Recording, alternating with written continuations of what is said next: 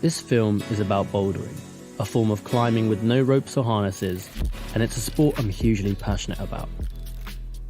Documenting bouldering would be the perfect situation to test out the LUMIX S5's capabilities, so I got to planning and had to think about where I could shoot this film. Immediately, the Peak District came to mind, as I've seen some images of people climbing on the huge rock formations in the past, and it wasn't too far from where I lived.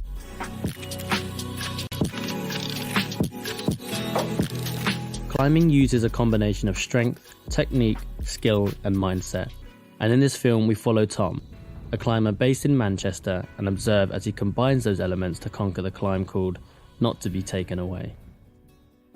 I shot basically everything in Vlog aside from a few shots, and it was a really interesting way to see how the 10-bit footage held up on a relatively heavy grade, and it didn't disappoint.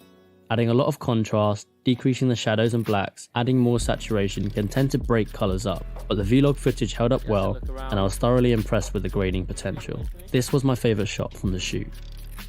About 95% of the film was shot completely handheld, and the IBIS within the camera performed really well. It was the best out of all the cameras I've ever used, and it made me more confident in shooting smoother footage without a gimbal.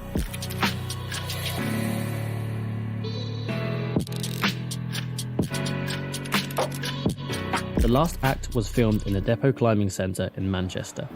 I had planned to show shots of Tom practicing the exact moves of his outdoor climb indoors in a climbing centre. It was an opportunity to test out the low-light capabilities of the LUMIX S5.